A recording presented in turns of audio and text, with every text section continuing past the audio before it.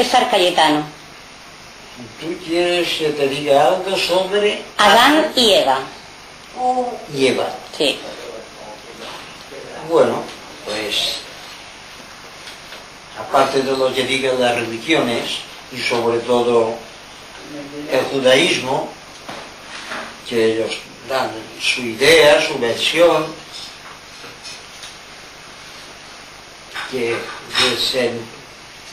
que fueron los primeros seres humanos, pero no es así. Adán y Eva no es más que la raza humana. Al principio, ¿qué era el ser humano? Me parece que no se sabe esto. Puede ser que a lo mejor, quién sabe, era un pez, microbio, algo que ha ido transformándose hasta llegar a lo que somos hoy nosotros, los seres humanos. Pues Adán y Eva es la raza humana. Caín y Abel, estos hijos, pues claro, los han presentado también la religión católica y el protestantismo, pero sobre todo el judaísmo, como dos seres humanos, Caín y Abel.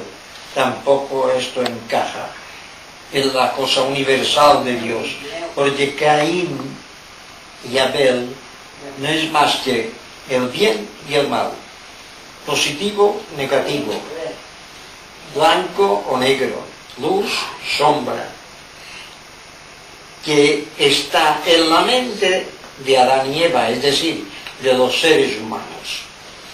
Entonces, se dice que Caín mató a Abel. Es ahí la cosa física, pero no. Caín está continuamente matando a Abel, en el sentido de que en el ser humano el egoísmo pues está machacando fuerte a la bondad, a la cosa sencilla. Pero Adán y Eva, esta humanidad, es muy joven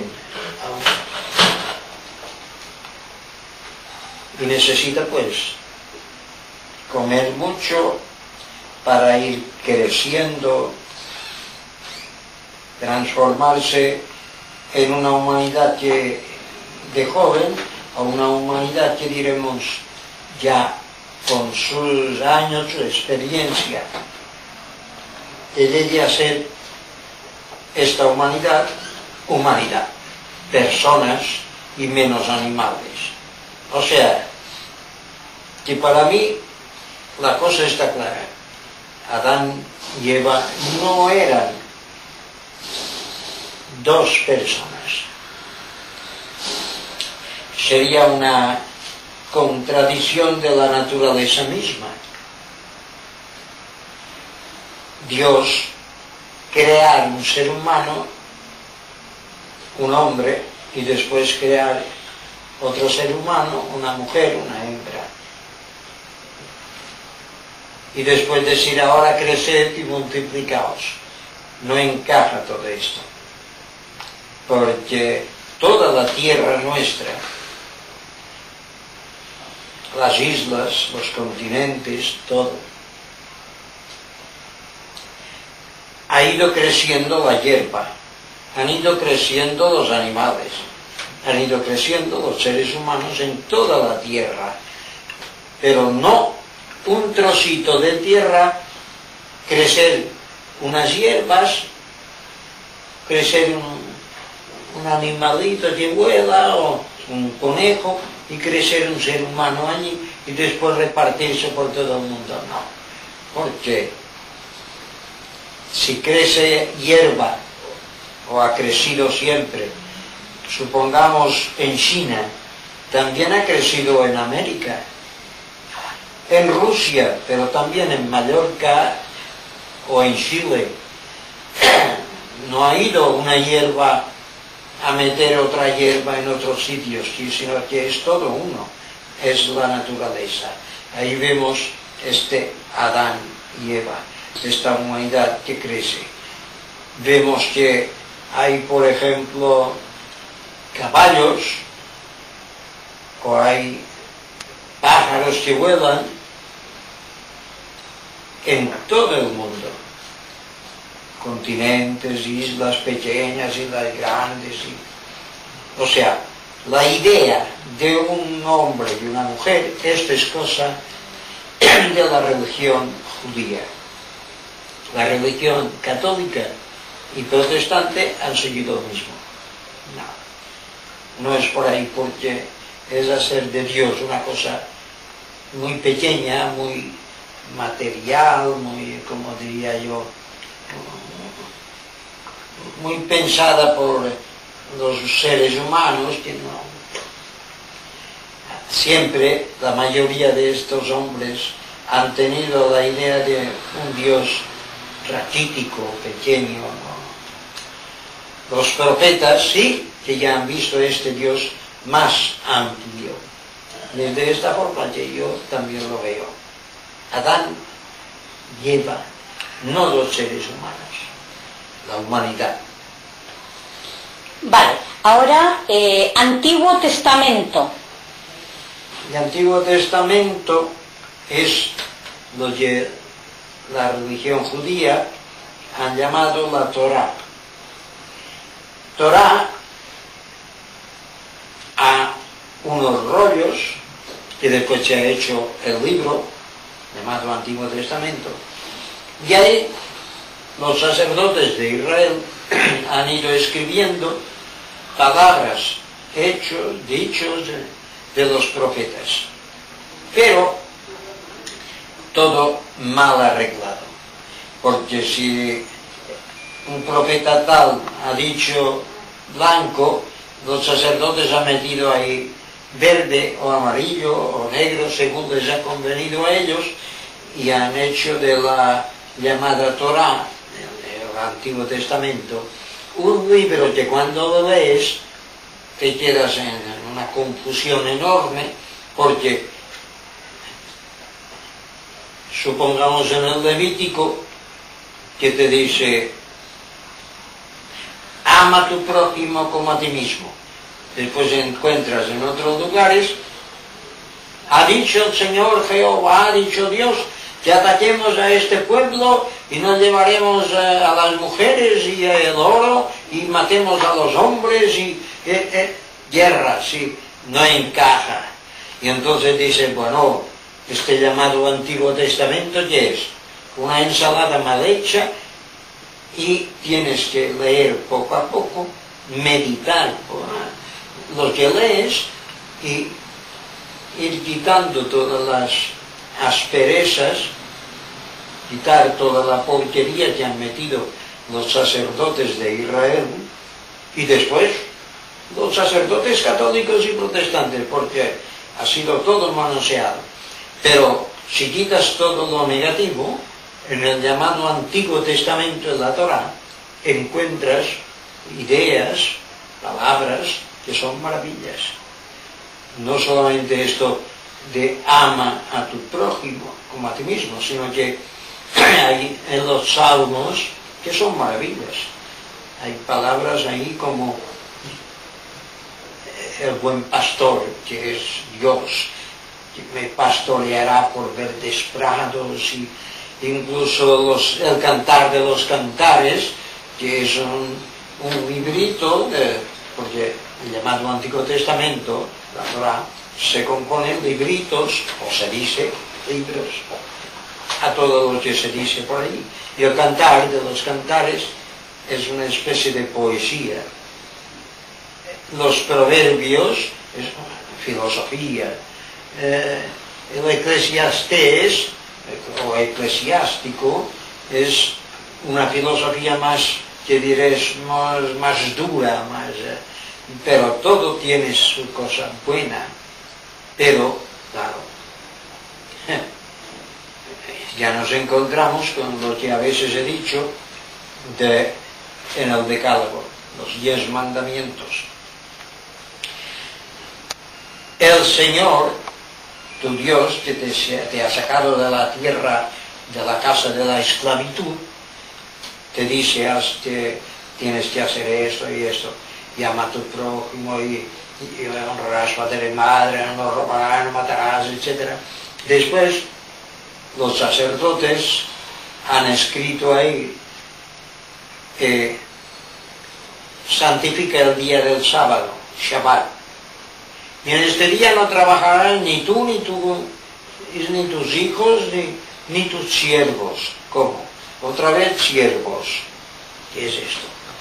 Si Dios ha sacado al pueblo judío de la esclavitud de Egipto, entonces, al montar la nación llamada Israel, otra vez nos encontramos ricos y pobres, amos y criados, explotados, o sea, siervos, esclavos. Y ahí se ve otra vez que no, que hay la mano de los sacerdotes ya judíos manoseando la cosa. ¿Entiendes? O sea, que el llamado Antiguo Testamento es esto, el libro sagrado de los judíos. No tienen más que esto. Y le llaman la Torá, porque el llamado Nuevo Testamento ha sido después compuesto y añadido por la Iglesia Católica. Vale. Ahora, apóstol de Cristo. Bueno, apóstoles de Cristo es porque hemos que de tener la idea primero de que Jesús de Nazaret, el obrero carpintero, buscó a sus amigos y otros que no conocía, pero sobre todo a sus amigos, y les habló del mensaje. Este mensaje de sencillez, pero muy profundo, de poder ir a Dios de forma directa, sin intermediarios de ninguna clase. Y entonces, estos seguidores de Jesús son los llamados apóstoles que entendieron al Maestro, a Jesús, trabajaban para comer y después decían a los demás que esto es dar la idea del Evangelio, la buena nueva. Cuidado amigos, que podemos ir a Dios de forma directa, no necesitamos sacerdotes de ninguna clase, porque Jesús les ha dicho a los apóstoles y después a todo el mundo, vosotros pues rezaréis, oraréis así, Padre nuestro que está en el cielo, etc. Pero cuando rezas, ora a tu Padre en secreto y tal, todo esto nos da idea clara con lo que después añade que búscate el reino de Dios, el reino de Dios es de los pobres. Entonces, ¿qué pasa aquí? Que ya no necesitamos sacerdotes. Por lo tanto, los apóstoles no son sacerdotes, son simplemente amigos de Jesús que están repartiendo ahí, predicando el mensaje, pero trabajando. No cobran para decir estas cosas. Estos son los apóstoles. Actualmente hay apóstoles, nos sentimos apóstoles, los que formamos la iglesia pobre. ¿Entiende la cosa? Estos son los apóstoles de Jesús. Nada pues de ir por ahí y si curar aquí, curar allá, y milagritos y no. Dar el mensaje. Esto es el apostolado sencillo de Cristo, del Espíritu, que estaba en Jesús de Nazaret y en los apóstoles y está en cualquier ser humano que lo busca de verdad. No hay más que esto. Vale. Bautismo. Bautismo es cosa de la Iglesia Católica y protestante, que se fundan con aquello de Jesús cuando va al río Jordán y encuentra al profeta Juan, el purificador, que después le ponen el nombre de Bautista. Y leemos en el llamado Nuevo Testamento, los Evangelios, y que Jesús se dejó bautizar por Juan y que todo el pueblo se bautizaba. Es una animalada porque todo el pueblo, ¿cómo podía bautizarse? Si bautizar significa dejar una religión para entrar en otra, según el catolicismo y protestantismo. Los sacerdotes de Israel habrían puesto el grito en el cielo. ¿Cómo? Bautizarse. No, pero lo veían bien porque aquello era purificarse en el río. Una especie de simbolismo de lavarse en el agua, como quien dice, limpiarse la conciencia. Pero el bautismo fue creado después por católicos y protestantes. Y claro, después hacen decir a los apóstoles que ellos también bautizaban, y hacen decir al apóstol Pablo que encuentra a unas personas y les dice: ¿habéis sido bautizados por el Espíritu? Y a aquellos le dicen: ¿cómo por el Espíritu? Ni siquiera sabíamos si hay Espíritu. Entonces, ¿con qué habéis sido bautizados? Con agua. Y esto nos demuestra claramente que el clero mismo católico ha caído en su trampa, bautizados con agua. Pero si Pablo habla del Espíritu, que es lo mismo que Jesús con Juan, no hay bautismo en el sentido de agua. ¿Para qué? La purificación es una cosa simbólica, pero si no recibes el Espíritu de Dios, ¿de qué sirven los simulacros, el teatro que se puede hacer? O sea, que esto de bautismo, esto es una creación de estos señores del Vaticano.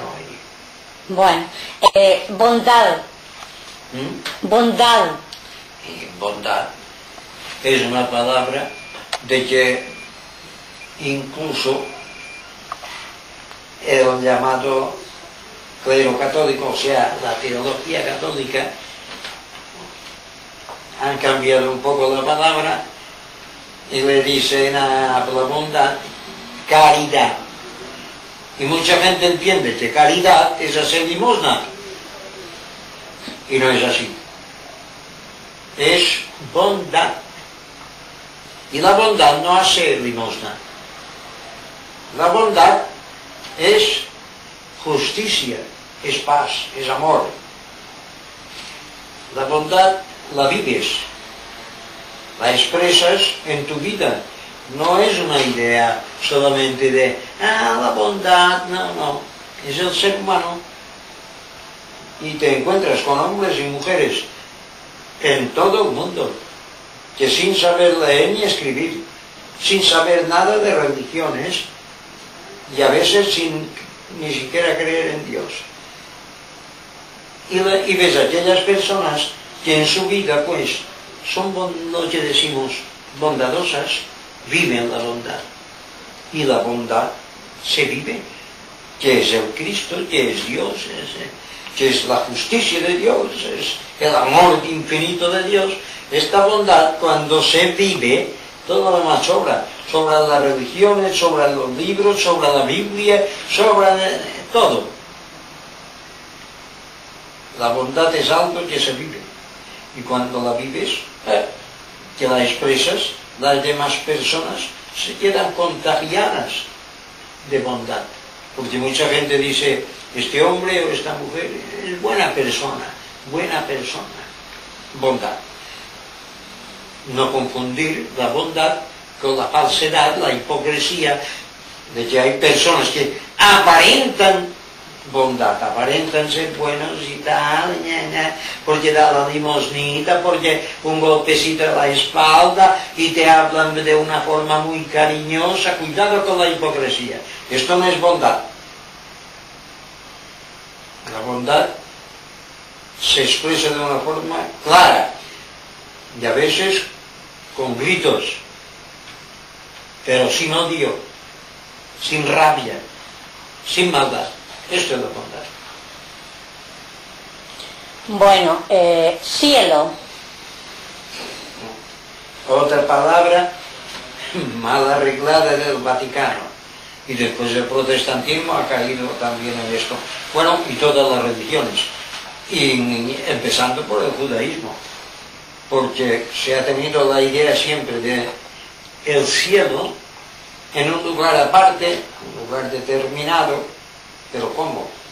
Aparte, determinado. Sí, ¿dónde está Dios? Pero si Dios está, es el todo. Por lo tanto, el cielo es todo. En otras ocasiones he dicho sobre este mundo que llamamos tierra. Miramos hacia arriba, lo que llamamos el cielo. De día vemos el sol, de noche la luna, las estrellas. Padre nuestro que estás en los cielos, y miramos hacia arriba. Y mucha gente tiene la idea que el cielo está ahí. Pero si nos colocamos encima de la luna o del planeta Marte, supongamos, y miramos hacia arriba, veremos a nuestro mundo tierra. No abajo, sino arriba. Y entonces, Padre nuestro que estás en los cielos, y miraremos hacia arriba y veremos a nuestro mundo tierra. Entonces, ¿qué pasa aquí? Porque los mundos no se ven abajo, se ven arriba. Y es porque el abajo es el mundo en que estamos, en cualquier mundo.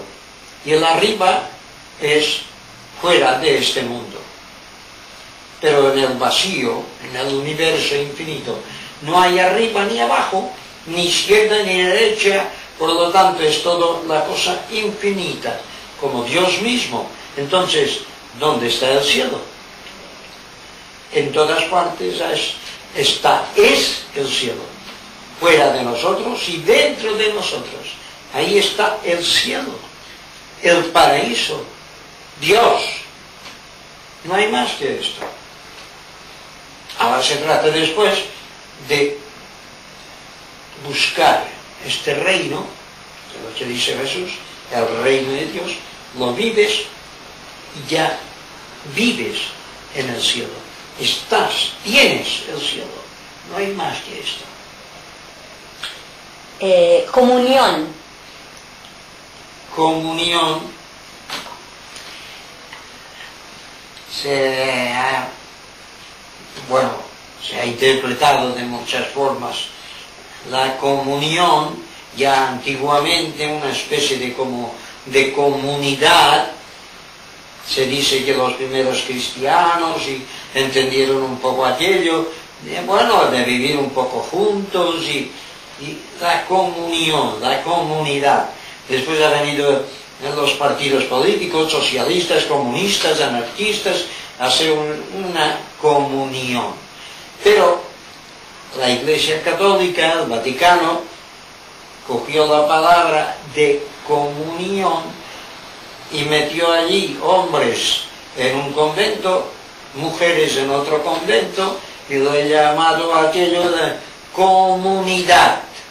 La comunidad como comunidad de hombres o mujeres, pero apartados de los demás, dentro de un edificio.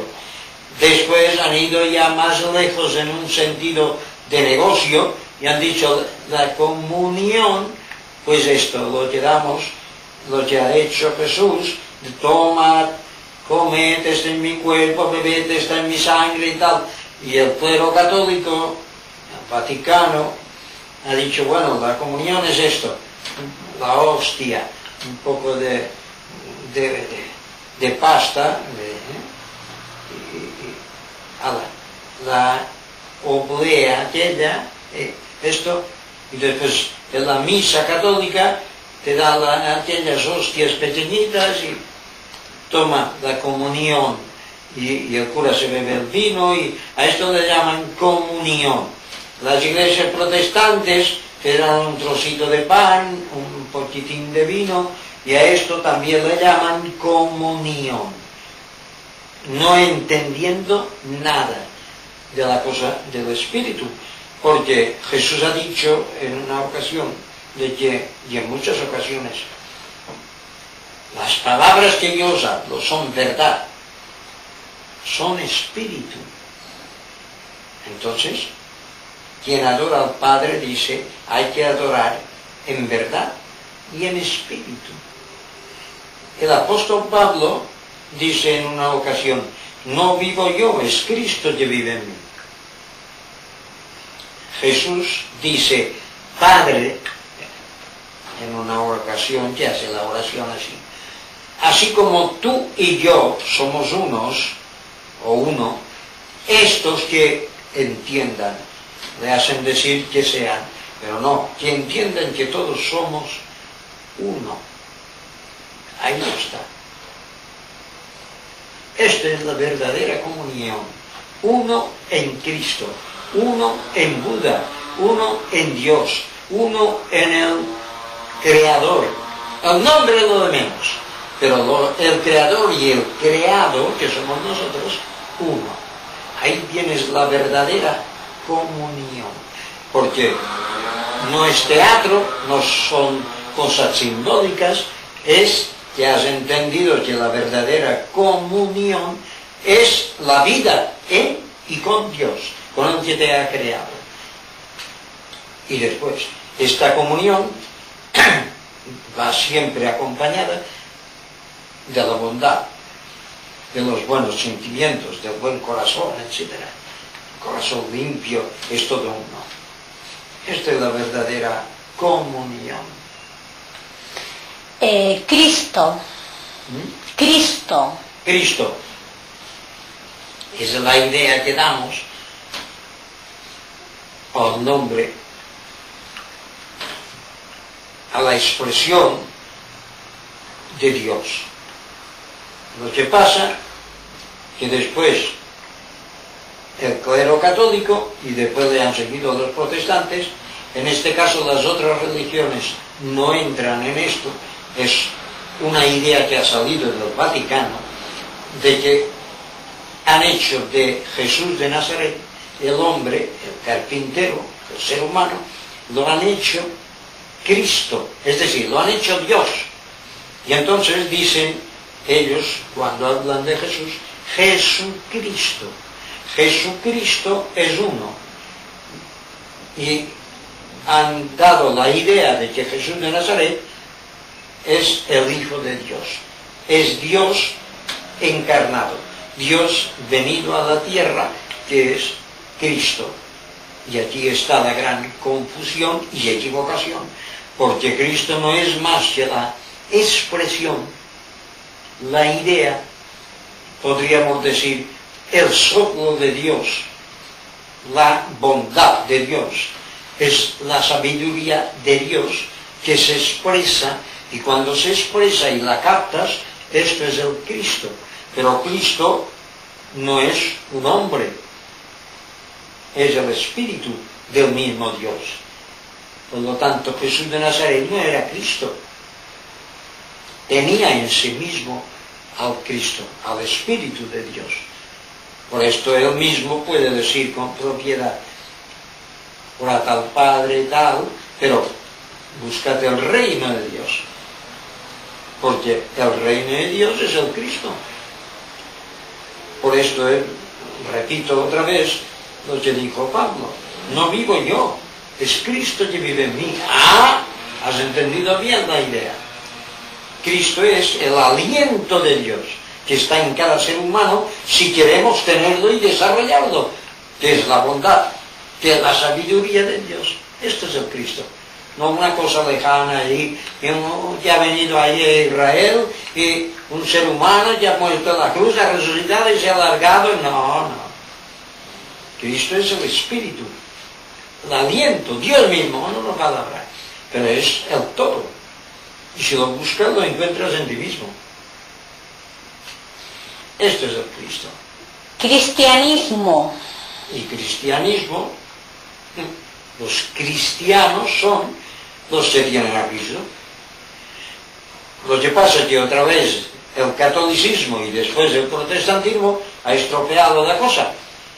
Y mucha gente, millones de seres humanos, se creen que ser cristiano es ser católico, es ir a misa, y ser cristiano es protestante, ser aquí y allá, ser mormón, ser bautista, testigo de Jehová, ser evangélico. No, ser cristiano es tener el Espíritu de Dios.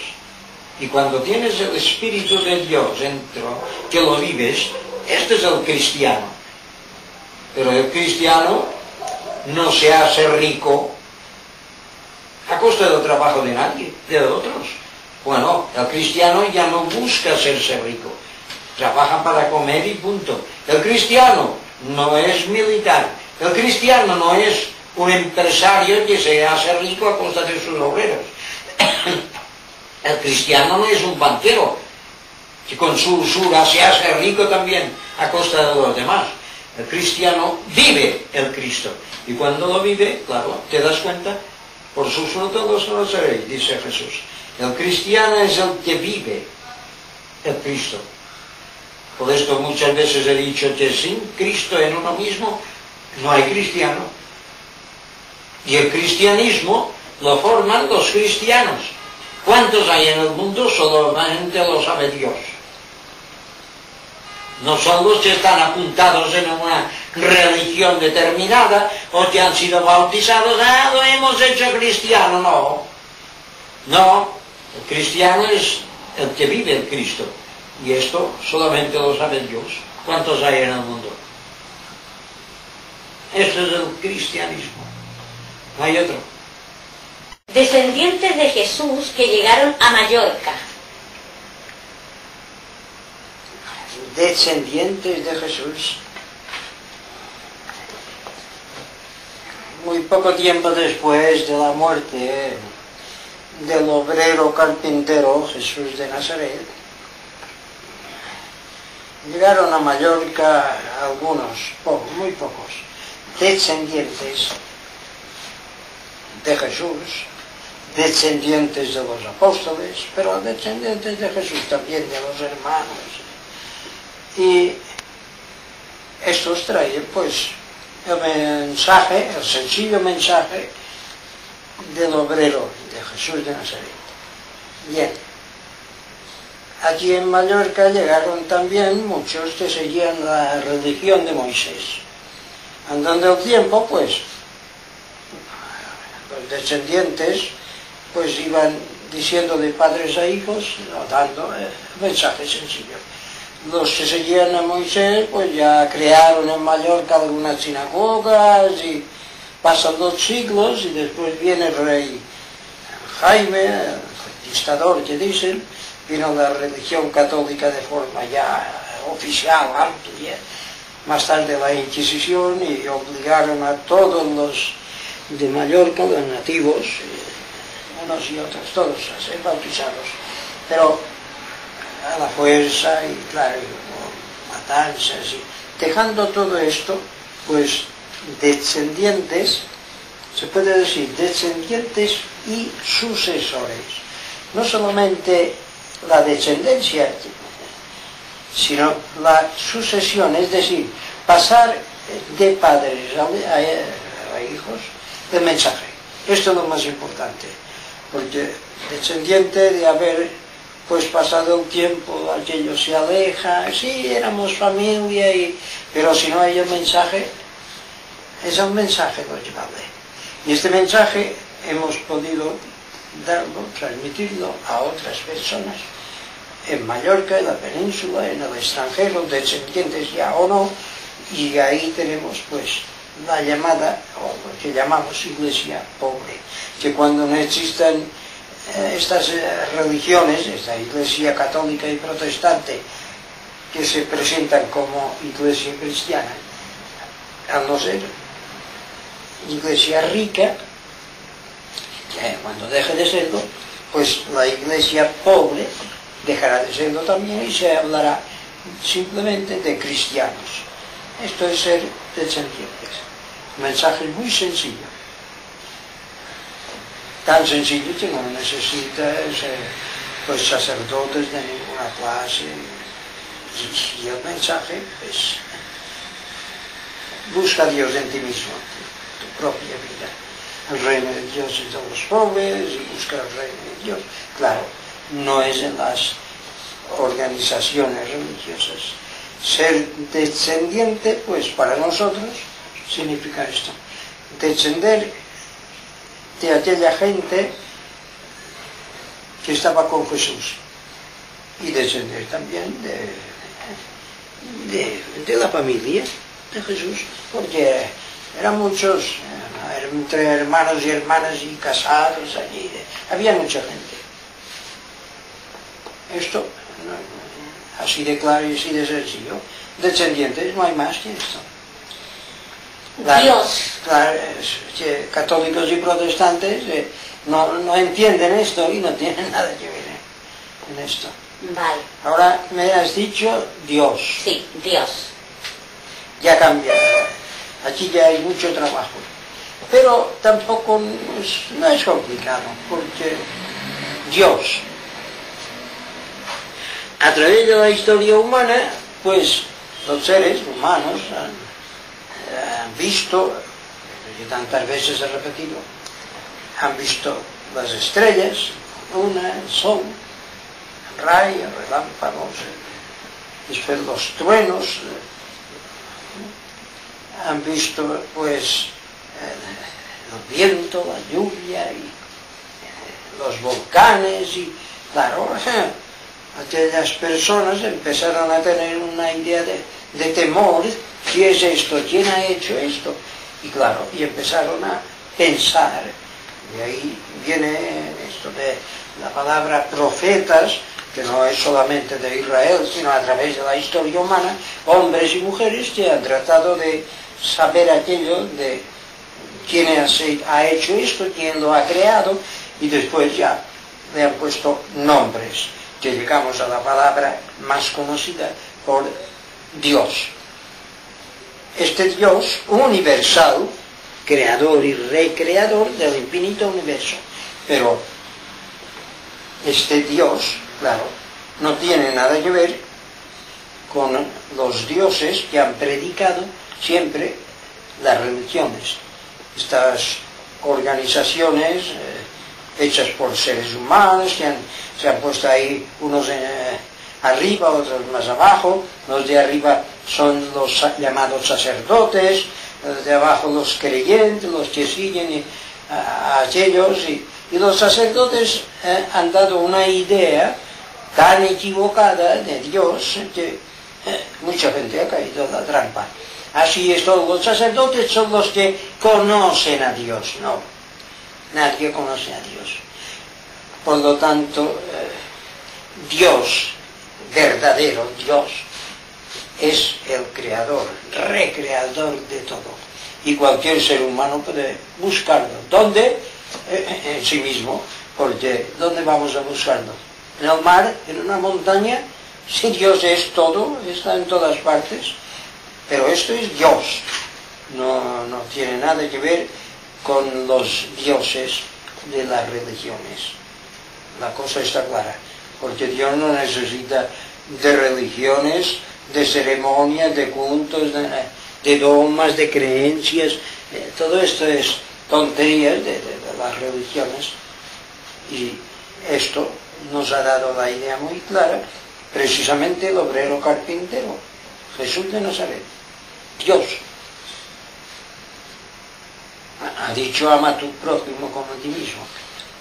Antes ha dicho que ama a Dios, ama al prójimo. Los dos principales mandamientos es amar a Dios, al prójimo. Pues, pero lo importante es que ha dado una idea clara, y mucha gente antes y después que Jesús, de que Dios,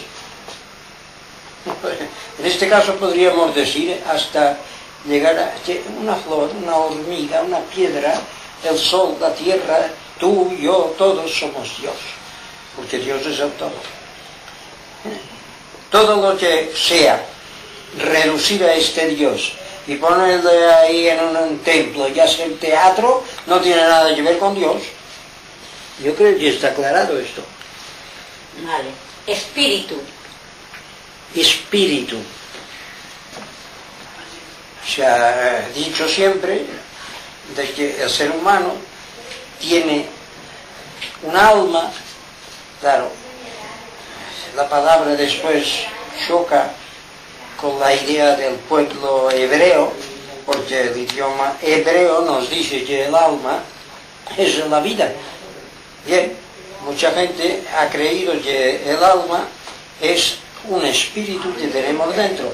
Dejemos las palabras. Una cosa es cierta.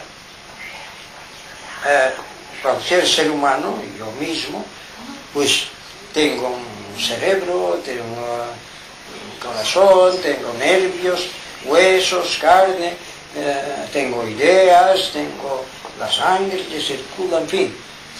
Yo tengo todo esto, y cualquier ser humano puede decir, yo tengo todo esto.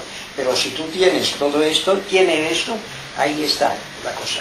Cuando se ha dicho hombre, conócete a ti mismo, no es más que esto.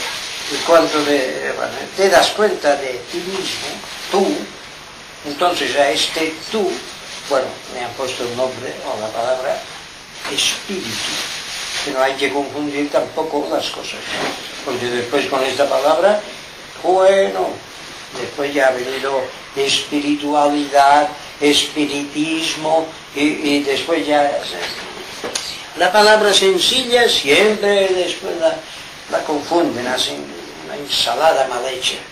Espíritu somos todos. Espíritu es todo, porque somos parte del todo que es Dios. Y claro, Dios es espíritu, es la idea universal, y nosotros somos parte de esta idea y llamamos espíritu. Como que ya la palabra está ahí en nuestro mundo, pues digamos espíritu. Pero ya digo, no confundamos las cosas, y cuando te das cuenta en ti mismo que eres tú espíritu, entonces dices, bueno, si yo soy espíritu, me pongo en contacto con el gran espíritu que llamamos Dios, y yo no necesito de otros espíritus como son los sacerdotes de las religiones para estar bien con este todo que llamamos Dios. Vale. Evangelios y evangelios apócrifos. Los amigos de Jesús, los llamados apóstoles, algunos, no todos, pero algunos escribían cartas.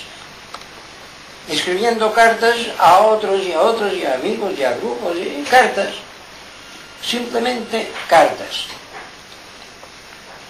Después, los había que escribían cartas de una forma más amplia, ya no era solamente para saludar a otros, sino, mira que yo sé algo del maestro, de Jesús de Nazaret, y Jesús pues ha hecho esto y esto y esto, muy bien.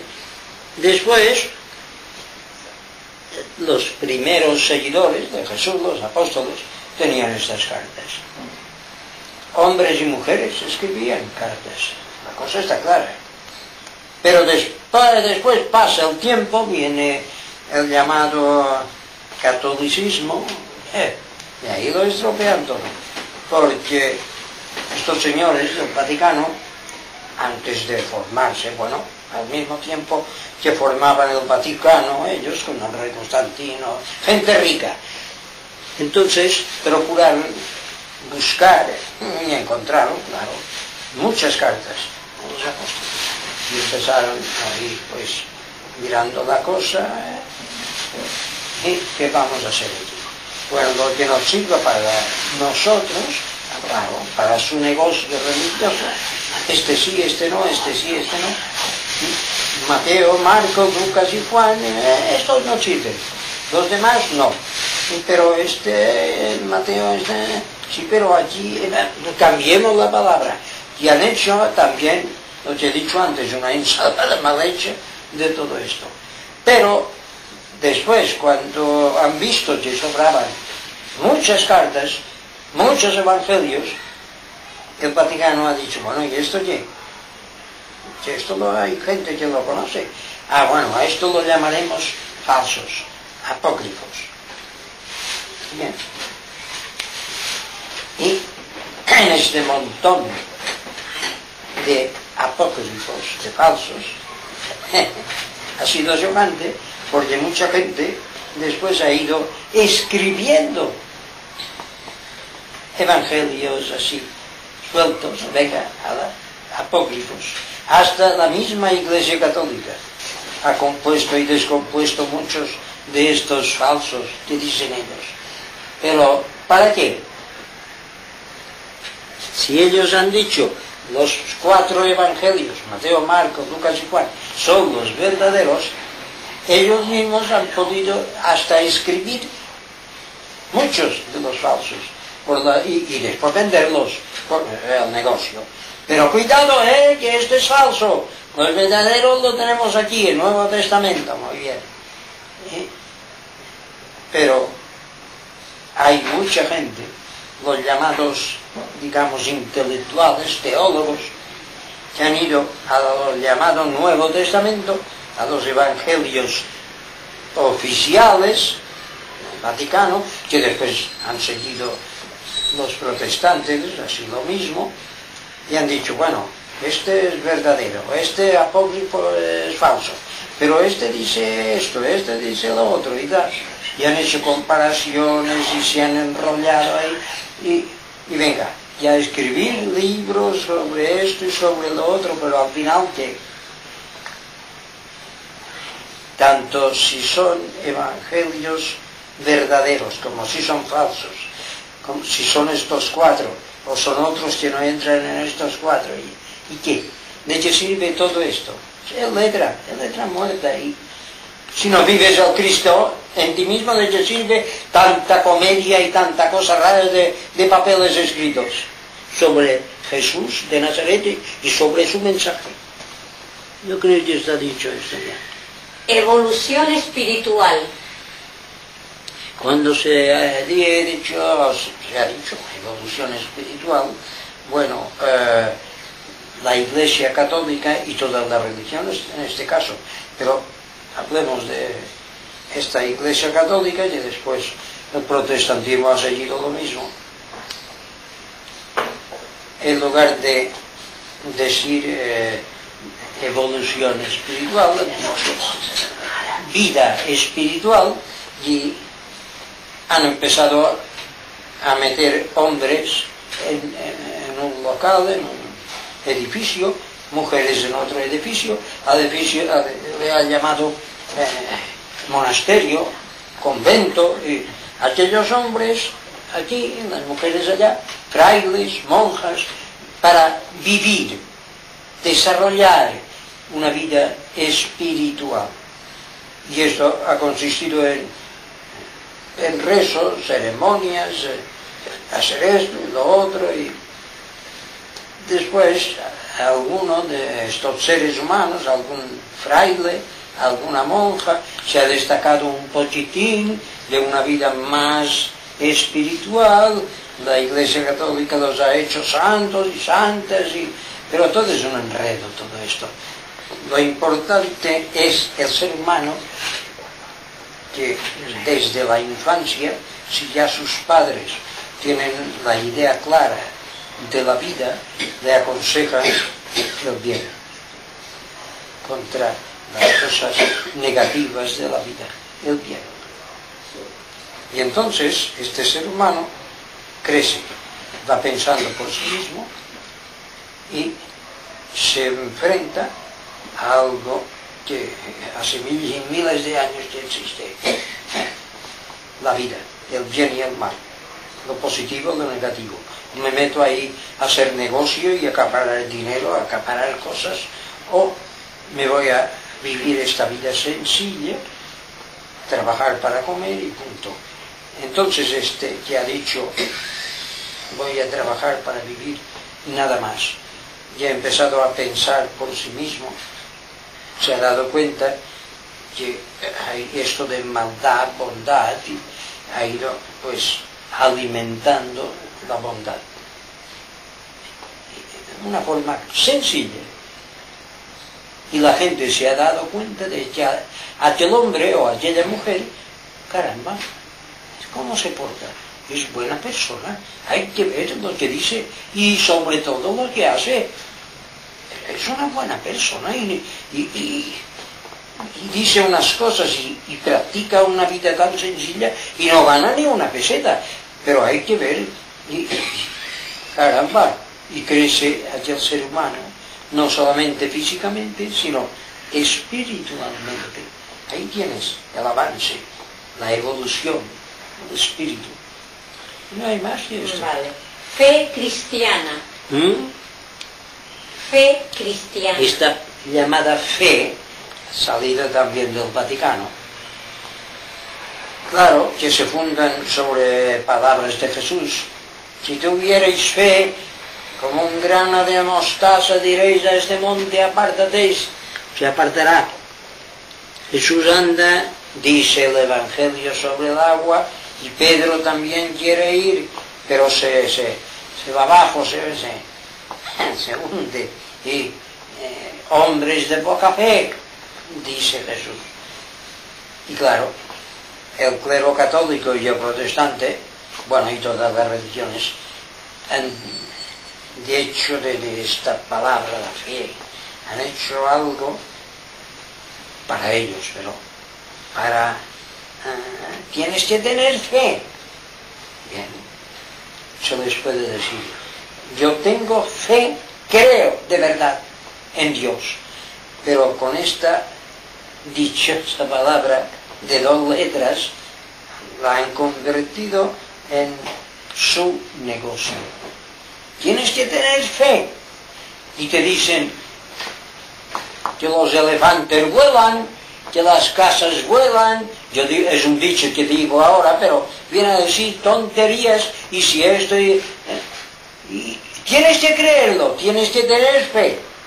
Fe de que un trozo de pasta ahí hecha una oblea, aquello es Dios. Tienes que tener fe. Esta estatua de yeso o de piedra o de madera representa a Dios, a Cristo, representa a un santo, una santa. Tienes que creerlo, tienes que tener fe. Fe de qué? Que los burros vuelan. Tengo que tener fe en todo lo que me digáis. No confundamos las cosas. Fe en Dios y punto. Vale.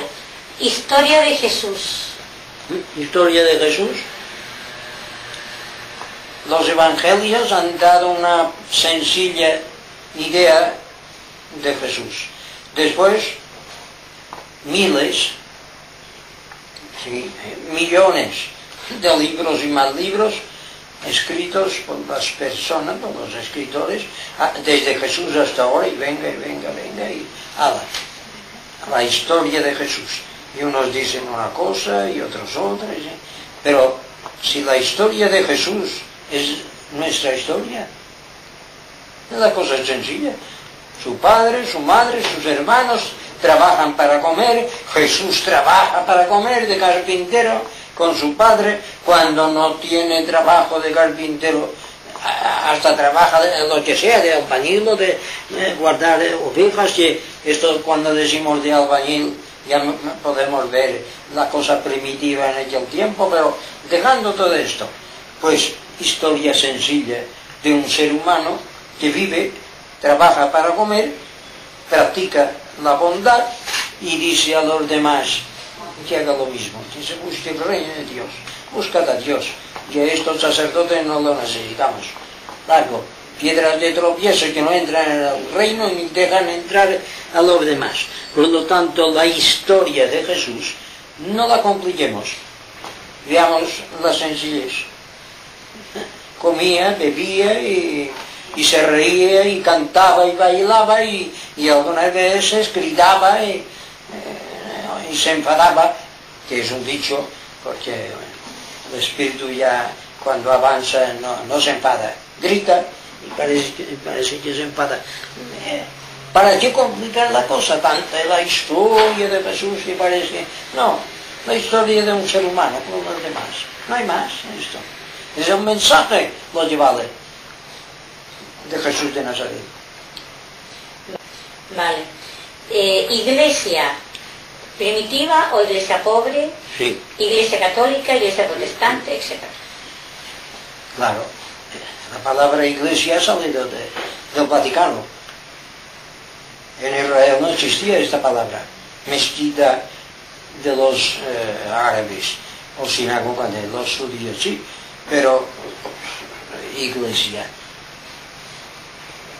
Claro que después han dicho que iglesia es reunión y que es esto, lo otro, bueno, pero la gente siempre ha visto iglesia como un local, un templo, la catedral, y después han dicho los sacerdotes católicos y protestantes, sí, pero iglesia lo somos todos, es la gente, muy bien, bien, ya, aceptemos todo esto, pero habéis creado una iglesia de ricos, una iglesia rica que no tiene nada que ver con la pequeña agrupación de Jesús con sus amigos, que aquello más bien se podría decir una sinagoga sencilla de gente pobre y que se reunía, una sinagoga.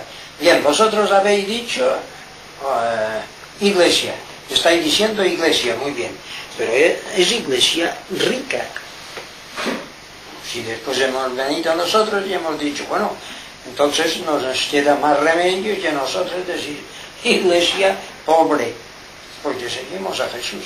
Y si no ponemos la palabra pobre, mucha gente cree que cuando hablas de Cristo, este es un católico, es un protestante, un testigo de Jehová. No, iglesia pobre, tan pobre que no tenemos locales, que no tenemos sacerdotes de ninguna clase, que no cobramos para predicar y que cada uno tiene su iglesia en su casa, en su corazón y punto.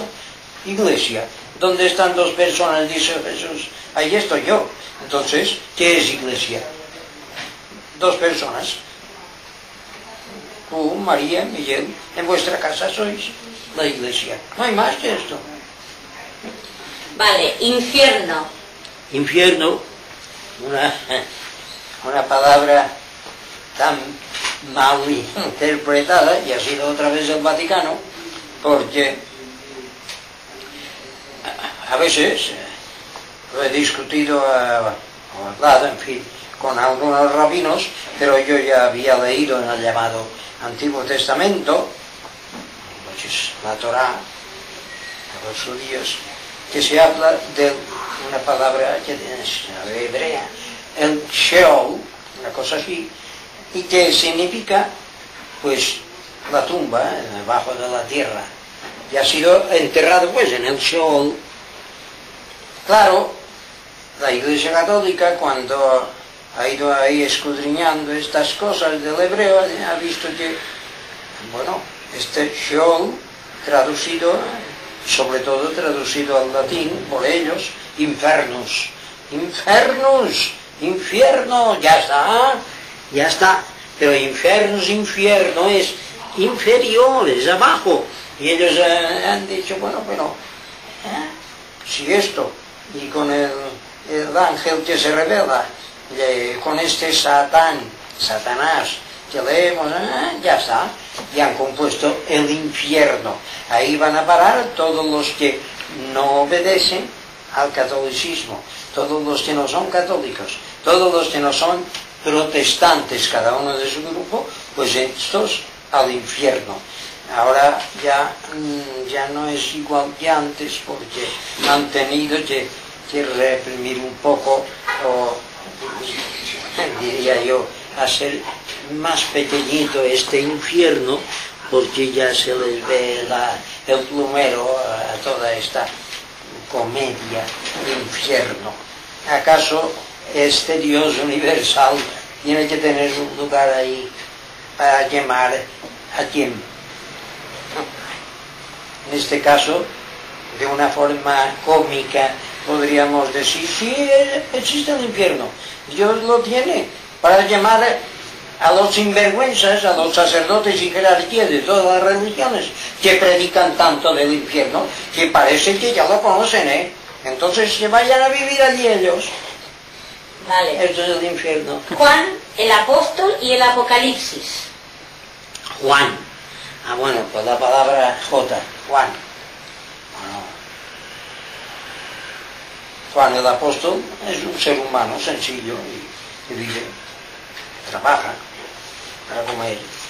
Pero después, claro, esto del Apocalipsis es como los profetas antiguos, no hay más que esto. He visto esto, he visto lo otro, y claro, y dice lo que ha visto, lo que ha oído, pero cuidado, que cuando se lee el llamado libro de Apocalipsis, allí hay un montón de cosas que Juan no las dijo. La cosa está clara. Y muchas palabras muy sencillas que dijo, las han tergiversado, han hecho, qué animalada. El Vaticano lo ha estropeado todo, y los protestantes, ya Martín Lutero vio la cosa y siguió lo mismo. No, cuidado, porque ya ves, una cosa tan sencilla. Los católicos ven allí que Juan dice 144.000, los señalados, y el Vaticano dice, estos son los santos nuestros. Los testigos de Jehová dicen, no, estos son nuestros, los que están arriba, los demás estarán abajo en el mundo. Y claro, y sin embargo, en muchas ocasiones yo he dicho esto comparado con aquel número de 36 que dijo Juan, 666, que dan 18, 1 y 8, 9, esto es la bestia, y después 144, o sea, 1, 4, 4, da 9, entonces, ¿qué pasa aquí? ¿Quiénes son los señalados? ¿Quiénes son los que salvan? Se salvan. Sí, pero si no hay que salvar nada, todos van hacia Dios, todos. Pero es que todos somos bestia también, porque ¿quién es la bestia? Los católicos en muchas ocasiones, ahora ya no tanto, han dicho que la bestia era el comunismo, que era Rusia, después han dicho que era Martín Lutero, los protestantes han dicho que era el Vaticano, se han tirado la pelota unos a otros, pero la cosa está clara, todos somos bestia y ángel al mismo tiempo. O sea que el Apocalipsis sencillo, pero al mismo tiempo hay cosas que, como aquello de las 7 iglesias, 7 épocas, estamos en la última época. Esta iglesia rica, entonces yo te he vomitado de mi boca, yo no estoy, pero es que vomitar de su boca, pero si nunca la ha tenido en su boca el Señor, o sea que, pero vamos, lo importante es siempre ir a la cosa sencilla, y Juan era un hombre como los demás, sencillo, bondadoso, y escribía cosas sencillas, que después, claro, vienen los mequetrefes estos detrás y siempre para su negocio. Pero Juan no hacía negocio. Y hablaba lo que veía, lo oía, y si no lo entendía bien, pues allí escrito ya te arreglarás. Pero vienen los otros, y esto sí, esto no conviene interpretarlo así o así para nuestro negocio. No, no hay negocio. Lee el Apocalipsis y lo que entiendas te lo quedas, lo que no entiendas también te lo quedas, pero no busques interpretaciones de nadie, interprétalo tú mismo y así de claro y sencillo, y seguirás las ideas claras de Juan. No hay más que esto. Gracias, Cayetano. Limosna religiosa. Limosna religiosa. Esto siempre me ha parecido una tomadura de pelo. ¿Limosna a quién? En una familia, el padre, la madre, y si tienen algunos hijos, 3, 4, 5, los padres, ¿a cuál de sus hijos hace limosna? Sería una animalada. La madre, el padre hace limosna a uno de sus hijos, a 2, a 3. Vosotros tenéis la vida asegurada y estos no necesitan limosna. Esto es escandaloso. La humanidad está dividida en ricos y pobres. Los ricos se hacen ricos por la pillería, porque roban la riqueza que produce el trabajo. Y después tienen que dar limosna. Esto ya ni siquiera hay que plantearse nada de esto. Esto es una injusticia. No se trata de limosna. Se trata de amar al prójimo. Se trata de la justicia de Dios y punto. Vale. No hay más de esto. Luz de Dios. Luz de Dios. Se ha hablado bastante, bueno, y se ha escrito mucho sobre esto de la luz de Dios, y los místicos de las religiones, de todas. Han hablado de esta luz y mucha gente cree que la luz está ahí. Por esto los artistas, pintores, escultores, han hecho unas figuras y les han puesto una aureola allí de colores vivos y la luz. Pero si la luz es del espíritu, es la luz espiritual, se trata de una luz física, que por cierto, en el llamado Antiguo Testamento, cuando se empieza y dice que Dios empezó a crear el universo, que esto es una animalada, porque no empezó a crear una cosa eterna. Pero ya se dice que antes creó la luz, después el sol, la luna, las estrellas. Entonces esta luz no es física. Y claro, la luz del espíritu. Y solamente es el espíritu que puede, digamos, ver esta luz, que no la ve con los ojos físicos. Es cuando uno dice, ha tenido una idea luminosa. La idea no lleva una luz. Yo creo que está clara la cosa. La luz es el Cristo, el Espíritu. Yo soy la luz, la verdad, la vida. Es, en una palabra, la luz es la vida, es el universo, es Dios. Vale. Madre de Dios. Madre de Dios, otra animalada de los llamados teólogos, la teología humana, y en este caso quien ha picado más fuerte en esto ha sido el Vaticano.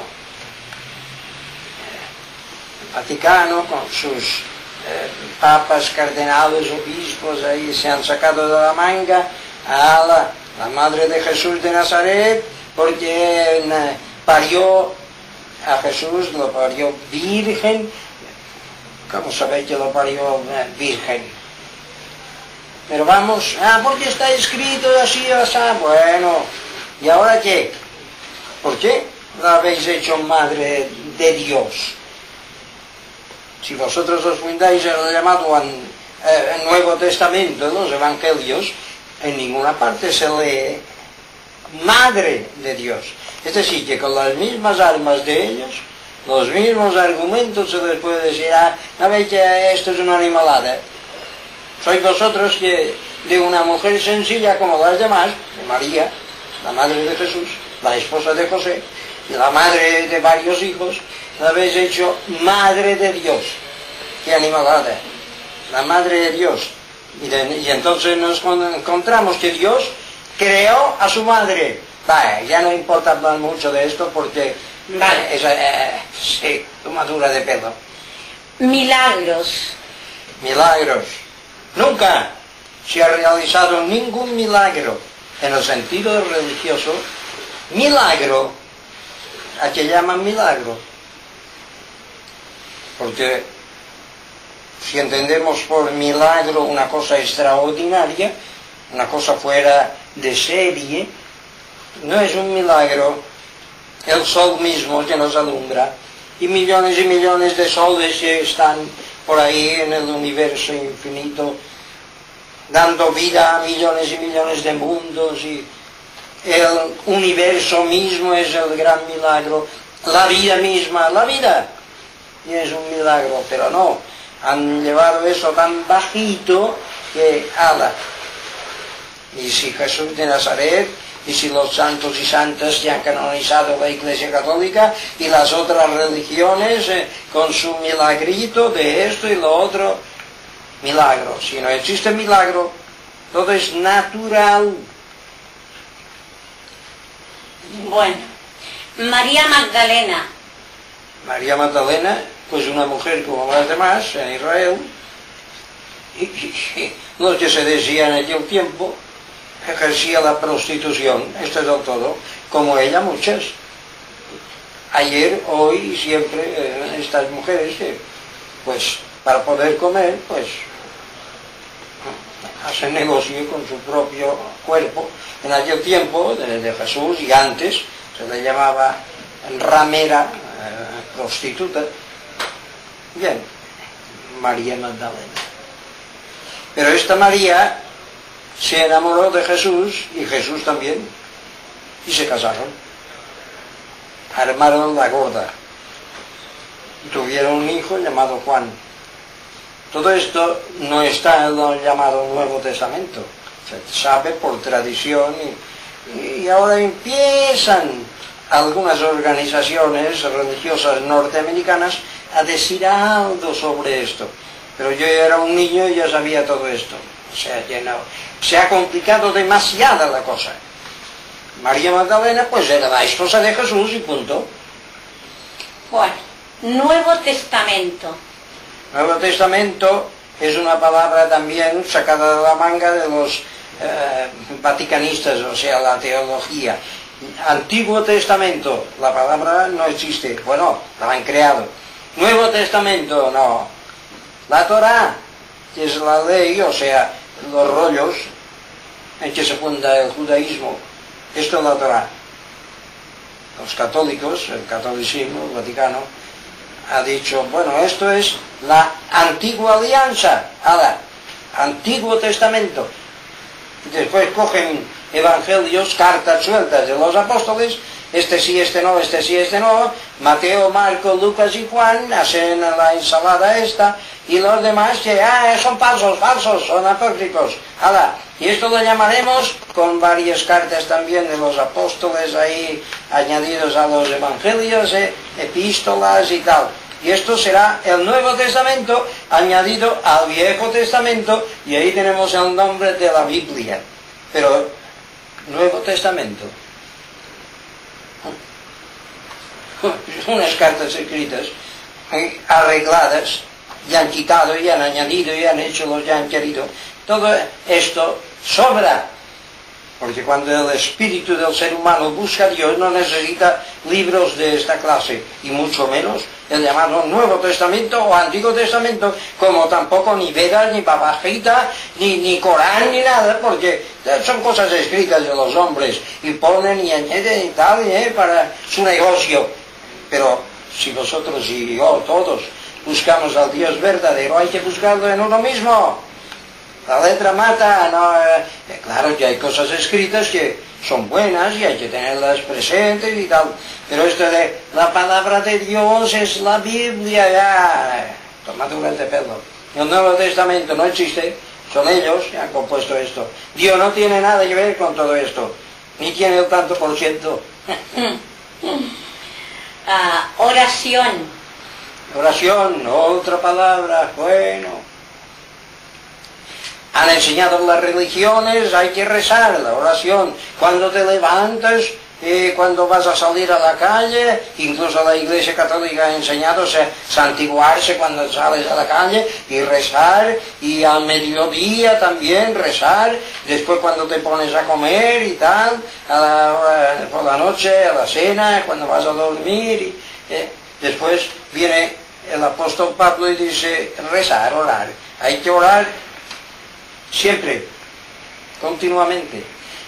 Y claro, y he pedido a sacerdotes católicos, a pastores protestantes, y me han dicho lo que os he dicho antes. Sí, a tal hora hay que rezar. No, hay que rezar a tal hora. ¿Acaso para hablar con nuestro padre, nuestra madre físico? No, ahora no puedo hablar con mi madre, tiene que ser a tal hora. Es otra tomadura de pelo. La oración no son palabras. Jesús dijo, oraréis así, Padre nuestro, para darnos una idea, pero El mero hecho de estar yo sentado ahí, Señor, Maestro, que yo llamo Maestro al Espíritu del Cristo, a Dios, al Creador del infinito universo, bueno, Maestro, estoy aquí, y he sabido de estos que están enfermos y de este otro y estos problemas y les ayudas, y yo sé que tú ya lo sabes, pero mira, es un consuelo para mí y si puedo hacer algo, claro, no lo haré yo, lo harás tú, pero y no lo hablo, lo pienso. La oración no son palabras, las palabras se las lleva el viento. Puedo estar rezando como hacen los hipócritas de las religiones y pensar en otras cosas. No, es el cerebro, los sentimientos, el corazón. Señor, estoy allí y no sé qué decirte, tú sabes más lo que yo tengo que pedirte o decirte, porque tú lo sabes más que yo. Esta es la verdadera oración, la que se vive, se siente, y nadie se da cuenta de esta oración. No hay más. Vale. Poder de Dios. Bueno, poder. Hasta me parece esta palabra ridícula, porque, claro, poder, que parece lo que dicen las religiones, es un Dios poderoso, pero mucha gente cree que aquello de un Dios poderoso, y cuidado, es un Señor que está ahí en el trono, y si no te portas bien, mandará a los suyos y te castigarán y te pegarán, y el poder, poder. ¿Acaso no es poder todo? Es el mismo. Tiene el poder de calentarnos y de dar vida a la tierra, y con el agua y la tierra, esta Trinidad bendita, el sol, la tierra, el agua, y la hierba crece y nos da que comer. Poder, está bien decir poder, pero ¿y el infinito universo qué? Hasta la palabra decir poder no encaja. Encaja con los seres humanos. Este tiene poder, es el príncipe de tal o cual, es el rey o es el gobernante, tiene poder, pero Dios no tiene poder, es el mismo poder, si acaso, si podemos añadir esta palabra. No hay más que esto. Profecías y profeta. Se ha hablado mucho también de la profecía del profeta. Profetas, a través de la historia humana, siempre, hombres y mujeres, y en todos los países, en toda la tierra, siempre ha habido y hay hombres y mujeres que lo llamamos profetas. Pero el profeta, también se ha cambiado la cosa, y mucha gente cree que el profeta es uno que dice el futuro. Pero no es esto solamente el futuro. Y si Dios no dice nada al ser humano, no sabe nada del futuro, pero le dice cosas y aquellas cosas las transmite. Y los profetas pues hablan de justicia, de paz, de amor, pero de Dios, no una justicia humana. Y predican cosas de Dios, porque las sienten, las viven. Este es un profeta. Pero no quiere decir solamente profetas de Israel. En Egipto y los árabes y negros y blancos y en todas partes, toda la humanidad siempre ha habido y hay personas que buscan a este Dios. Estos son los profetas. Nosotros mismos, todos, ¿qué es un cristiano, un profeta? ¿Qué es un maometano, un budista o un católico, un protestante? ¿Qué es? Si vive el Espíritu y con Cristo, con Dios. Esto es un profeta. No hay más que esto.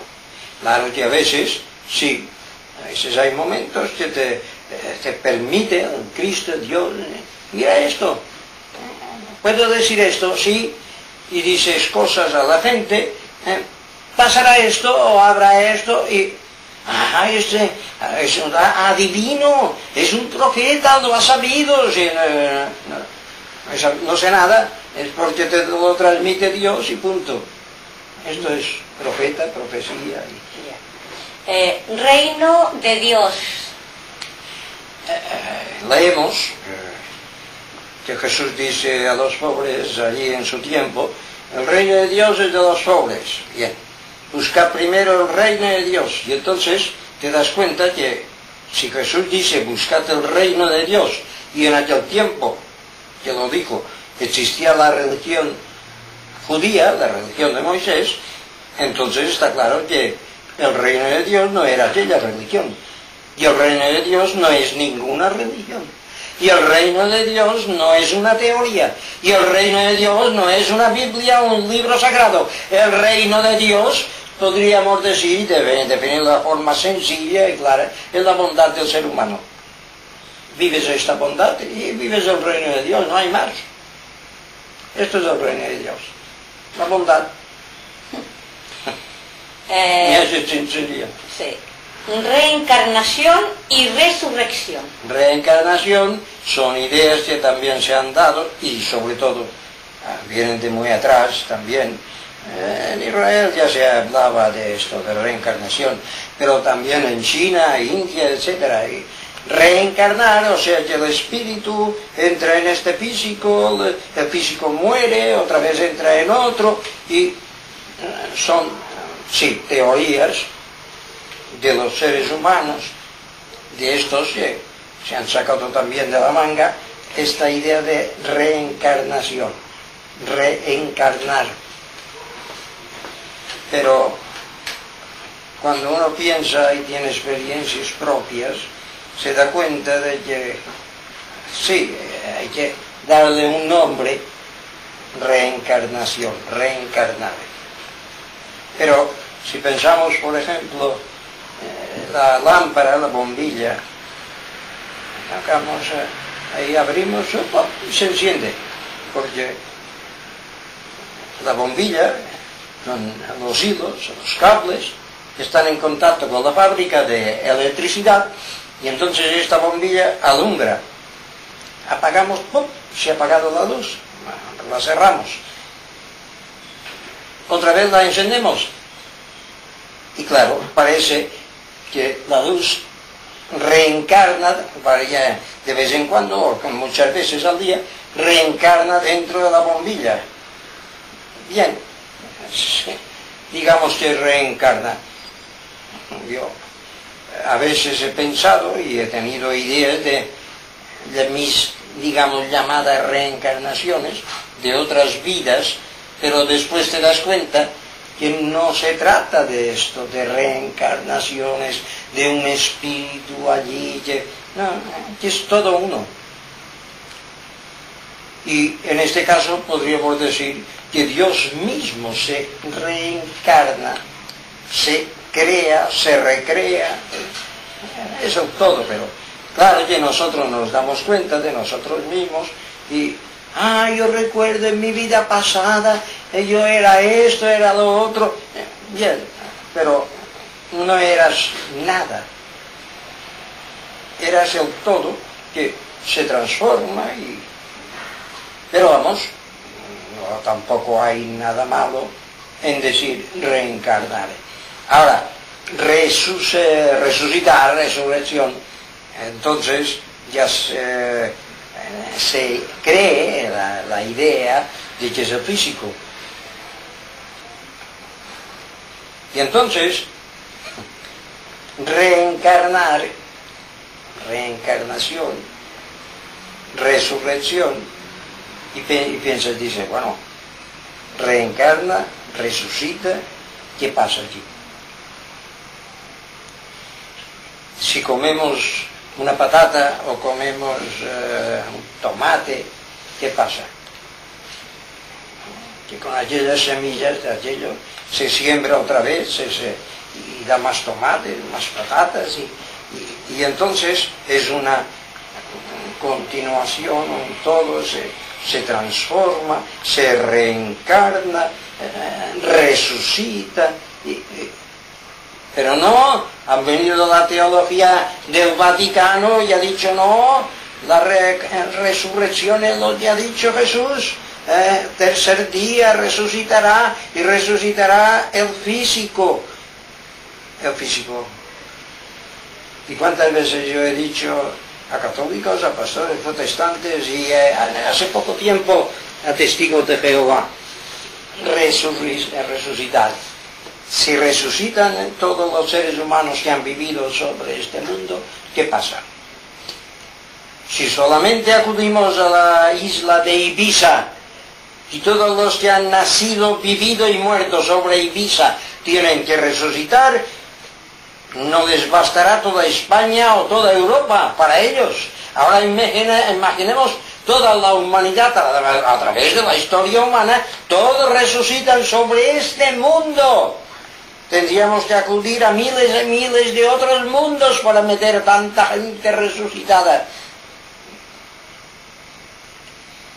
Disparate. Y después ellos mismos caen en la trampa porque dicen unos a Jesús de Nazaret: bueno, pero había una mujer que tuvo 6 o 7 maridos y todos murieron. En la resurrección, ¿cuál será el marido verdadero de aquella mujer? Está bien la pregunta, pero imaginemos cuántos casos en todo el mundo. Qué animalada. Pero Jesús aclara la cosa, y no entendéis la cosa, porque en la resurrección no se casan, ni se dan en casamiento, son espíritus, ángeles. Entonces, ¿qué pasa? Si en la resurrección no se casan, sobra la boca, no hay que comer, los ojos no hay que ver, el estómago no hay que digerir, sobra todo. Entonces, ¿para qué hacer resucitar este físico que no sirve para nada? Otra tomadura de pelo. Eso es colmo. Bueno, gracias, Cayetano.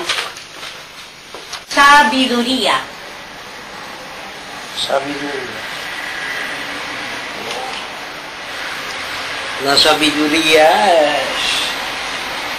en la Biblia, en el llamado Antiguo Testamento, en el Nuevo, en fin. Una cosa es la sabiduría espiritual, la de Dios, y otra es esta sabiduría humana de estudios y, francamente, no estoy en contra de la sabiduría humana, que se estudian cosas y libros y tal, pero si la sabiduría de Dios espiritual, ¿de qué sirve la sabiduría humana? Porque la sabiduría de Dios nadie la conoce, solamente conocemos trocitos, cosas pequeñitas que llamamos sinceridad, honradez, bondad, amor al prójimo, pero esta infinita sabiduría, para tenerla nosotros tendríamos que ser Dios mismo, y estamos un poco lejos de esto ahora. Ahora, esta sabiduría humana no la discuto porque no la conozco. Bueno, conozco estas personas que estudian gramática, geografía, astronomía, y bien, las ciencias esta sabiduría humana. Pero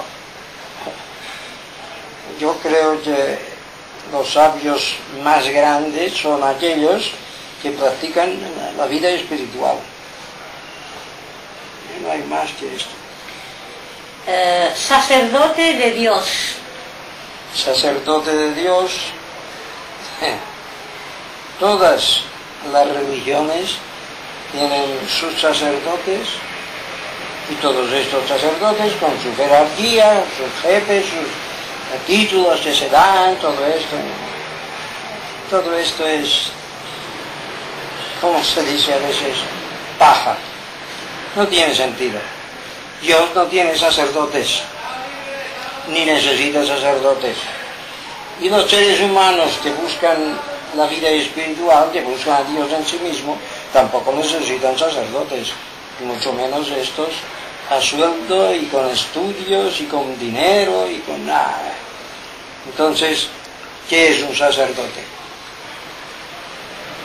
Un sacerdote es aquel tipo que toma el pelo, que engaña a la gente, y un sacerdote también es el que vive la vida espiritual, y claro, se puede decir que es sacerdote de su propia vida, pero la palabra sacerdote sobra, vive la vida sencilla, espiritual, y eres el sacerdote de tu propia vida.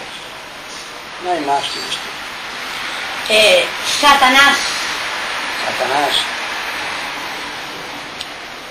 Yo creo que a través de la historia humana, sí, siempre seres humanos habrán dicho del bien y del mal, y seguro que un volcán, un relámpago, un trueno, esto es cosa mala. Y el sol y la lluvia, pues y lo que crece del campo, esto es cosa buena. Ahí tenemos a Dios. Y Satanás, la parte negativa. Pero andando el tiempo, todas las organizaciones religiosas siempre han tenido su Satanás, su espíritu malo, que digamos. Y en la parte que conocemos más, llamado Antiguo Testamento, la Biblia, se habla de este Satanás, que sube y baja en el cielo con los ángeles, y después este ángel que se revela contra Dios es este Luzbel, y toda una tramoya, una comedia humana que Dios no tiene nada que ver con todo esto. Y yo a veces he dicho, en muchas ocasiones, pobre Satanás, que le han cargado tanta comedia, y Satanás tendría que decir, que yo no existo, no carguéis tanto sobre mi espalda. No hay más. Salvación. ¿Salvación de qué? Otra palabra sacada de la manga de todos los mandamases religiosos. ¿Salvarse de qué? Es como una madre que tenga 3, 4, 5 hijos, en fin, y a todos les da comida, y les viste, les ayuda, en fin, sus hijos. ¿Y después qué? Que venga un tipo y diga, tenemos que salvarnos. ¿Salvarnos de qué? Sí, porque si no estáis bien con vuestra madre, quedaréis condenados y hay que salvarse de vuestra madre. Y la madre, ¿qué dirá? Venga, no vengáis con Dios con cuentos chinos, caramba, son mis hijos. ¿De qué tienen que salvarse? De mí. Sí, es tan tonto todo esto, pero claro, esto es el negocio de todas las religiones, y sobre todo el llamado catolicismo, protestantismo, porque todos los sacerdotes y después los creyentes, sí, me he salvado, Cristo es mi Salvador, me he salvado. ¿De qué? ¿De qué te has salvado? Si estás bien con Dios, ¿de qué tienes que salvarte? Y si no estás bien con Dios, ¿de qué tienes que salvarte? Sí. ¿Qué disparate es esto? Venga. Temor de Dios. Otra palabra tonta, temor de Dios. Y volvemos otra vez a esto de la madre. Los hijos tienen temor de su madre o de su padre. Temor. ¿Temor de qué? Ahora, si quieren decir estas personas de la palabra temor, ¿por qué no hablan claro? No digan temor, digan respeto. Respeto ya es otra cosa. Pero temor, que ay, me da miedo, tengo temor. ¿Temor de qué? Del que te ha creado. Temor de Dios. Yo no temo a Dios, respeto a Dios, amo a Dios, que no es lo mismo. Y aconsejo a todo el mundo que tenga las ideas claras. ¿Temor a qué? A Dios. ¿Y el más? Bueno. Que si no hemos visto a Dios, ¿qué clase de temor es este? La palabra universo. Esto ya es otra cosa. La palabra universo, bien, hay que respetarla, porque nos da la idea de lo que llamamos el cielo, el universo. Lo que pasa es que es infinito. Claro, si no admitimos este nombre, esta palabra, tendremos que poner otra, pero está bien, universo, universalidad, universo. Y es la casa de todos. Sí, porque dijo Jesús en una ocasión, en la casa de nuestro Padre hay muchas habitaciones, claro, millones y millones de mundos y soles y estrellas.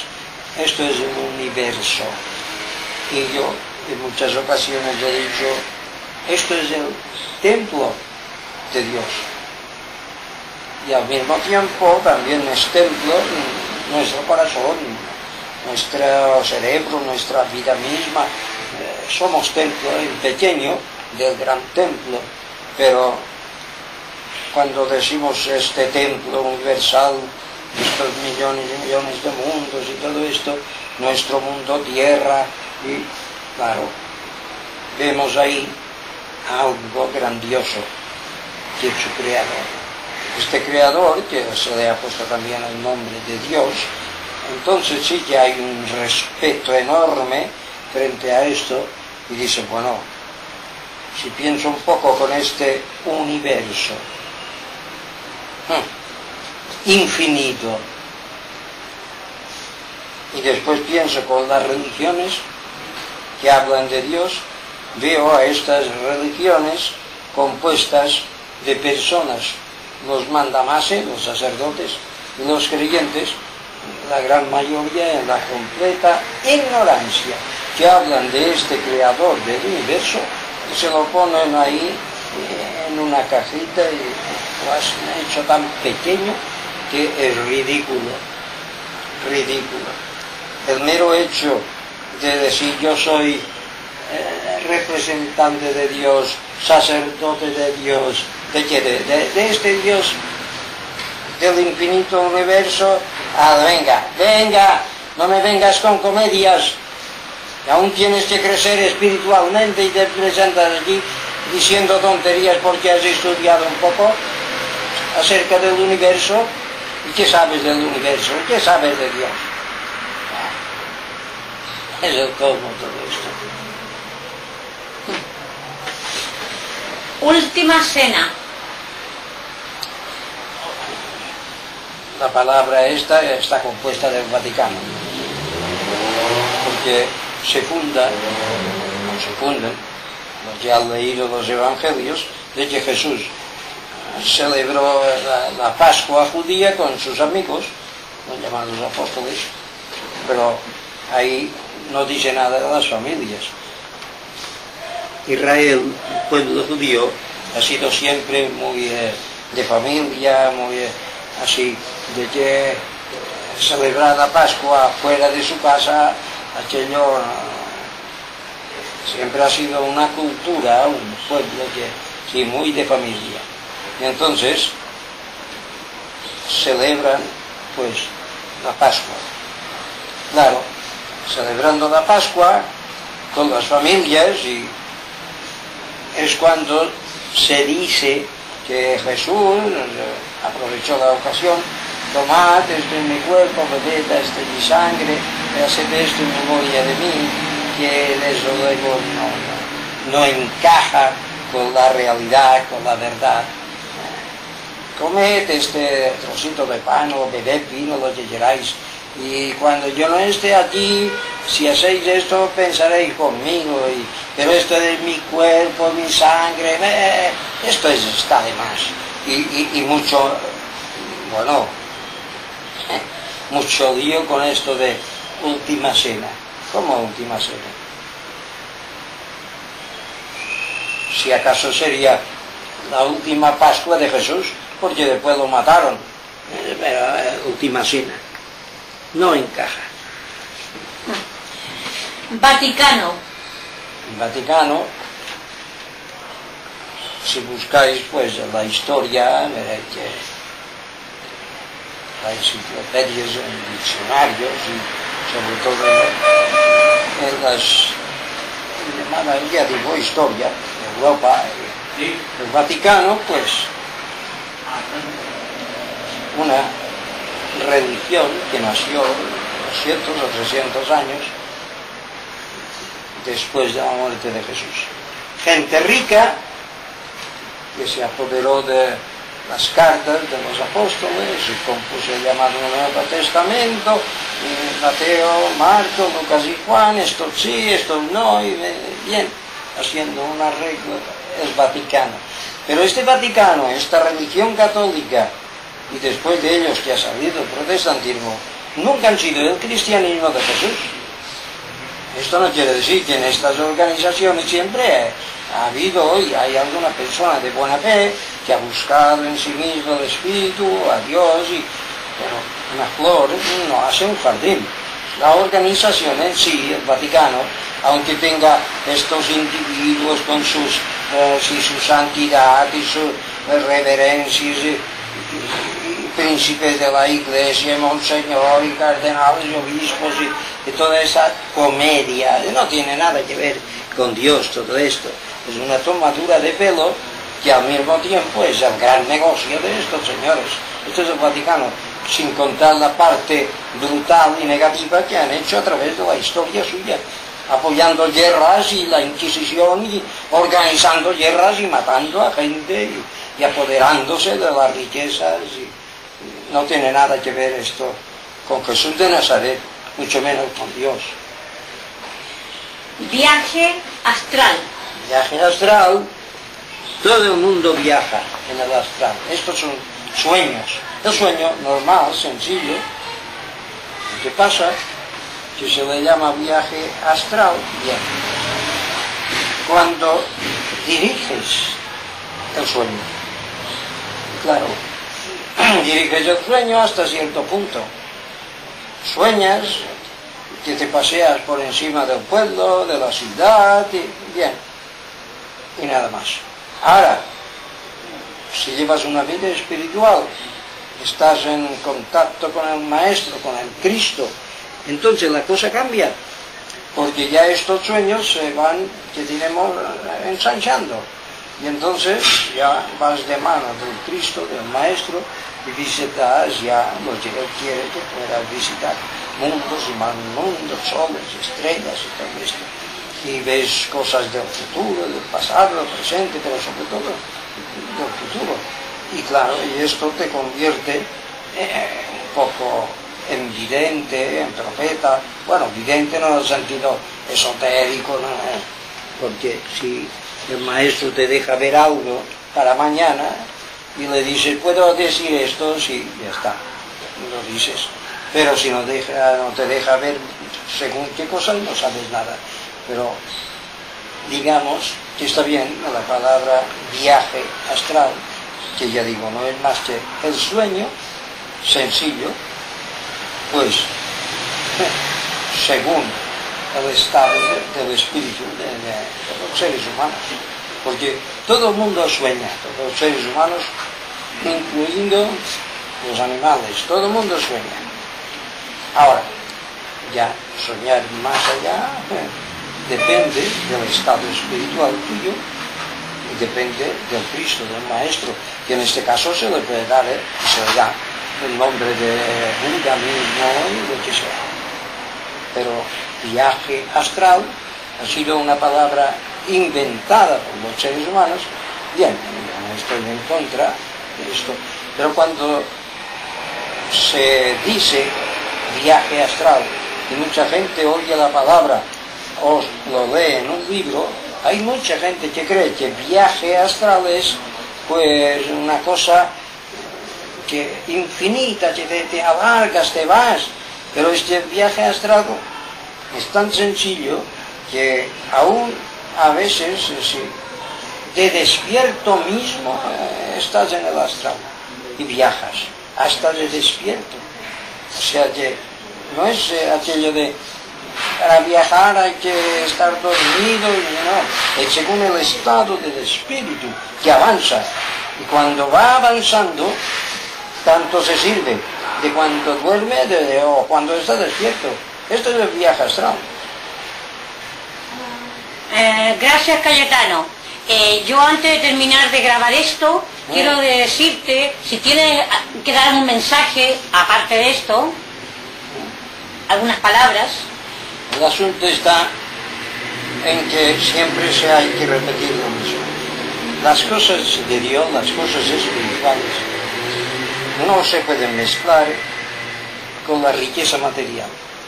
Y entonces nuestra humanidad está dividida en ricos y pobres, explotados y explotadores, unos que viven a costa del trabajo de otros, se enriquecen a costa del trabajo de otros. Y entonces las religiones consienten todo esto, las leyes humanas protegen este robo. Y entonces, ¿qué pasa aquí? Que por muchas religiones que tengan no sirven de nada, porque se olvidan de la verdadera religión de Dios, que es el amor al prójimo, es la bondad. Porque cuando hay bondad, cuando la vives, no te haces rico a costa del trabajo de nadie. Además, no puedes hacerte rico. Trabajando, nadie se hace rico. Trabajas para comer y predicas a los demás que hagan lo mismo y que prediquen el Cristo que llevan dentro. Pero ¿cómo van a predicarlo si no lo tienen? Si no saben nada más que acaparar cosas materiales. Yo aconsejo que tenga la gente, sobre todo los pobres, las ideas claras. Con tanta porquería en nuestra humanidad, pues no votar a nadie, apartarse de los partidos políticos, del militarismo y sobre todo que no traigan tantos hijos al mundo, caramba. ¿Para qué? Aumentar la pobreza y carne de cañón, mano de obra barata, como se dice. No traigáis tantos hijos al mundo. Y procurar buscar al Cristo, al Espíritu, no en religiones. Buscar la bondad y practicar esta bondad. Es bastante difícil, yo lo comprendo, pero no hay otro camino, si no, nunca los seres humanos seremos seres humanos, porque mientras se busque la parte negativa, el egoísmo, el dinero, no somos más que bestias, animales. Y para llegar a ser personas hay que mandar a paseo toda la porquería. No hay más que esto.